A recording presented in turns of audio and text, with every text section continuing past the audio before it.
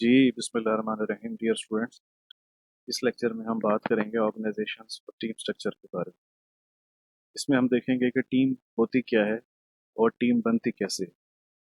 Organisation और team structure का क्या ताल्लुक है आपस में, और डिस्पर्स और वर्चुअल टीम्स क्या होती हैं, और फिर हम कुछ लीडरशिप के बारे में बात करेंगे। सबसे पहले तो हम ये देखते हैं कि भाई team we usually mean group of people who are working together in the same space at the same location. A team project team is term project team is used to refer all the people working on common project who may sit in different work groups at some distance from each other. यानी team में एक जगह पे भी लोग हो सकते हैं या डिस्टेंस पे भी लोग हो सकते हैं, तो लेकिन they all are working to achieve common goal. क्या हम अगर कुछ लोगों को एक ग्रुप में बिठा दें तो वो एज ए टीम एक्ट करते हैं या टीम बन सकते हैं? शायद नहीं, क्योंकि टीम को फॉर्म करने के लिए there are 5 basic stages of development, ताकि टीम जो है उनकी आपस में हार्मनी हो और वो कॉमन ऑब्जेक्टिव के लिए काम कर सकें. टीम फॉर्मिंग के 5 स्टेजेस हैं: forming, storming, norming, performing and adjourning. Forming का मतलब ये है, which is the first stage, member of group get to know each other and try to set up some ground rules about behaviour. ये सबसे पहले लोग एक दूसरे के बारे में जानते हैं, फिर कुछ ग्राउंड रूल्स सेट करते हैं कि हमने किस तरह से बिहेव करना है. मतलब बिहेवियर से मुराद ये है कि हम किसको जो है फॉलो करेंगे, कौन हमारा लीडर होगा, कौन डेवलपमेंट करेगा, कौन कोडिंग करेगा, कौन टेस्टिंग करेगा, कौन क्वालिटी श्योरिंग करेगा, हम कितना जो है फ्रीक्वेंटली मिलेंगे और प्रॉब्लम्स को डिस्कस करेंगे, प्रोग्रेस को डिस्कस करेंगे. तो ये बेसिकली फॉर्मिंग की स्टेज होती है. स्टॉर्मिंग स्टेज होती है, conflict arises as various member of the group try to exert leadership. ये नॉर्मल है, नेचुरल होता है. कॉन्फ्लिक्ट आते हैं, तो कॉन्फ्लिक्ट के दौरान जो है लोग लीडरशिप जो है उसको एक्सर्ट करने की कोशिश भी करते हैं. तो उसको कैसे टैकल करना है, ठीक है, ये सारे का सारा स्टॉर्मिंग फेज है. And the third phase is norming. Conflicts are largely settled and feeling of group identity emerge. कि मतलब जहाँ पे भी डिफरेंस ऑफ ओपिनियन आता है, कॉन्फ्लिक्ट्स आते हैं, उनको विद द कम्युनिकेशन डिस्कस किया जाता है और फिर सेटल डाउन कर ली जाती है. When a conflict is settled down, the team is again grouped as a team. ठीक है. फिर जो चौथी स्टेज है performing, the emphasis now on the task at hand. अब लोगों को पता लग गया है कि जी एक दूसरे को जानते भी हैं कि हमने काम कैसे करना है, अगर हमारे दरम्यान डिफरेंस ऑफ ओपिनियन है तो उसको कैसे रिजॉल्व करना है. तो ये सारी चीज़ें जो है वो सेटल डाउन हो गई हैं. अब जो है टीम का फोकस जो है वो वर्क इन हैंड पे है, और सारे का सारा फोकस जो है on the delivery of the projects. और लास्ट में द ग्रुप डिसबैंड्स के, जब प्रोजेक्ट कंप्लीट हो गया तो टीम जो है वो डिस्पर्स हो जाती है, या किसी और टीम पे, किसी और प्रोजेक्ट पे असाइन हो जाती है, या उस टीम को फारिग कर दिया जाता है. तो ये 5 स्टेजेस हैं जो किसी भी टीम को फॉर्म करने के लिए सॉफ्टवेयर इंजीनियरिंग में ज़रूरत होती है. अच्छा, अगर हम ऑर्गेनाइजेशन और टीम स्ट्रक्चर की बात करें, large software development companies are usually organise into departments. ठीक है, मिसाल के तौर पे प्रोजेक्ट मैनेजमेंट डिपार्टमेंट है, सेल्स है, फाइनेंस है, ठीक है, मार्केटिंग है, पब्लिक रिलेशंस है. ये डिफरेंट डिपार्टमेंट्स होते हैं software organisation. Each department usually handles several projects at any time, and each project is assigned to a separate team for developers. ठीक है, तो हर प्रोजेक्ट जो है वो सेपरेट टीम और डेवलपर्स को भी हो सकता है असाइन किया गया हो.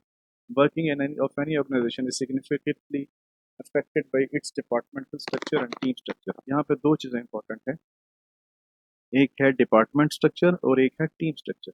डिपार्टमेंट स्ट्रक्चर ये है कि कैसे डिपार्टमेंट ऑर्गेनाइज है. मिसाल के तौर पे एक डिपार्टमेंट की लीड है विच इज़ अ मैनेजर, फिर उसके बाद उसकी टीम के जो लोग हैं, डिपार्टमेंट के लोग हैं. और टीम स्ट्रक्चर से मुराद ये है कि टीम में फॉर्मेशन किस तरह से है, तो मतलब कौन लीड रोल पे है, कौन जो है सपोर्टिव रोल पे है, कौन डेवलपमेंट रोल पे है, और कौन जो है क्वालिटी एश्योरेंस के रोल पे है. डिपार्टमेंटल स्ट्रक्चर ये है कि how the department is organise into teams, functional format और प्रोजेक्ट फॉर्मेट. ठीक है, फंक्शनल फॉर्मेट ये होता है कि जी based on the specific specialised functionality team form होती है और फिर डिस्पर्स हो जाती है. जबकि प्रोजेक्ट फॉर्मेट में team is specifically form for a project, but once project is over तो टीम इज डिस्पर्स. इसी तरीके से डिपार्टमेंटल स्ट्रक्चर के अंदर ये दो तरीके हैं, और टीम स्ट्रक्चर में how individual team structure, there are two ways. एक तो चीफ प्रोग्रामर टीम है, यानी जो लीड करता है उसको चीफ प्रोग्रामर कहते हैं। और फिर डेमोक्रेटिक टीम है जहाँ पे तमाम रोल जो है वो इक्वल लेवल पे होते हैं। अच्छा, इन दोनों के प्रोज एंड कॉन्स हैं, चलिए आगे देखते हैं कि ये किस तरह से होते हैं। फंक्शनल फॉर्मेट में होता है developers are divided into functional group based on their specialized expertise. For example, functional groups of organization might specialize in areas such as database, networking, requirement analysis, design and testing and so on. ठीक है, इसमें इसी तरीके से कुछ specific activities perform करनी है तो स्पेशलाइज्ड फंक्शनल लोग जो हैं उस प्रोजेक्ट पे लाए जाते हैं और उसके बाद वो दूसरे प्रोजेक्ट पे भेज दिए जाते हैं। मिसाल के तौर पे डेटाबेस डिज़ाइनिंग का मामला आया तो डेटाबेस एक्सपर्ट्स बुलाए गए, और उसके बाद once database development is completed तो वापस दोबारा अपनी ओरिजिनल पोजीशन पर चले जाते हैं। इसी तरीके से नेटवर्किंग के लोग हैं या डेवलपर्स हैं या एनालिस्ट हैं, तो फंक्शनल फॉर्मेट ये वाला होता है। Upon the completion of their activity developer are return to their respective functional group. ठीक है, वो अपने ग्रुप में वापस चले जाते हैं। The partially completed product process one team to another evolve due to the work. इसका मतलब ये है कि एक फंक्शन जब खत्म होता है तो दूसरे फंक्शन का एक्सपर्ट आता है, वो काम कंप्लीट करता है, फिर वो अगले वाले को हैंड ओवर करता है और वो चला जाता है। ठीक है, the functional team working on project does not physically meet on the member of the functional team. अब मिसाल के तौर पे एक बंदे ने सिस्टम एनालिसिस किया, सिस्टम एनालिसिस करके उसको डॉक्यूमेंट किया, डॉक्यूमेंट करके उसने हैंड ओवर कर दिया टू द डेवलपर्स। अच्छा, जब हो सकता है कि सिस्टम एनालिस्ट जो है वो डेवलपर को मिले लेकिन टेस्टर और को जो है क्वालिटी एश्योरेंस को लोगों को ना मिले, because they are working on the base of documents जो उसने प्रोड्यूस। तो इस तरीके से ये पॉसिबिलिटी है। A team understand the work done by other teams solely by studying the documents produced by them। ये बहुत इंपॉर्टेंट चीज़ है कि हर स्टेप पे डॉक्यूमेंट्स प्रोड्यूस होते हैं। जैसे सिस्टम रिक्वायरमेंट स्पेसिफिकेशंस डॉक्यूमेंट हैं, फंक्शनल स्पेसिफिकेशन डॉक्यूमेंट्स हैं, ठीक है, टेक्निकल डॉक्यूमेंट्स होते हैं, डिप्लॉयमेंट स्ट्रक्चर होता है, ठीक है, उसके बाद यूजर्स मैनुअल होते हैं। तो ये सारे डॉक्यूमेंट, टेस्ट केसेस हैं, क्वालिटी एश्योरेंस के डॉक्यूमेंटेशन है, तो ये सारी documentation through out the project बनती है और फिर that will become the asset of the project। Teams working subsequently on the project will find it difficult to understand the already completed if good quality documents are not produced। Yes, अगर document quality के नहीं है, अच्छी तरह से नहीं बने हुए, तो टीम्स को पता ही नहीं चलेगा कि प्रोजेक्ट में पहले क्या हुआ है और हमने क्या करना है। तो एक हार्मनी और सिंक्रोनाइजेशन के लिए भी जो है डॉक्यूमेंट्स का रोल बहुत इंपॉर्टेंट है। अच्छा, दूसरा फॉर्मेट होता है प्रोजेक्ट फॉर्मेट। पहला हमने फंक्शनल देखा, अब हम प्रोजेक्ट देखते हैं।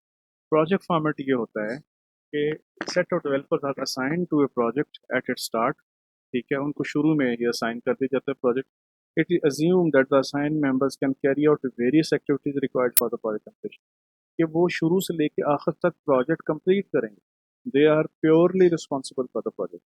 The developers remain with the project till the completion of the project, thus the same team carries out all the project activities।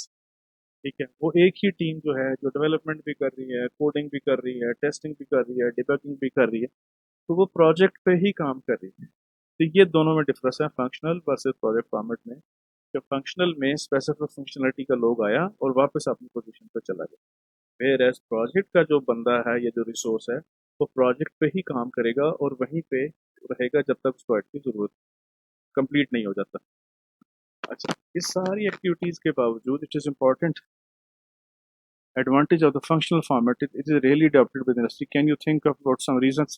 क्यों नहीं फंक्शनल इसलिए फॉर्मेट नहीं अडॉप्ट किया जाता क्योंकि यहाँ पे स्पेशलाइज्ड लोग जो हैं वो आते हैं और काम करके वापस अपनी पोजीशन पर चले जाते हैं। अच्छा, ये पोजीशंस को आप लोग फुल टाइम भी नहीं रख सकते, आप कंसल्टेंट्स टाइम बेस हायर कर सकते हैं। हमने कॉन्ट्रैक्ट्स के अंदर बात की कि जब आप टाइम बेस और आवरली बेसिस पे लोगों को हायर करते हैं, इसलिए लोग जो है वो प्रेफर करते हैं कि प्रोजेक्टाइज हों और कंप्लीट करें और आगे चले जाएं। तो इसका अगले वाला जो वीडियो है उसमें हम इन चीज़ों की आगे डिटेल से बात करेंगे।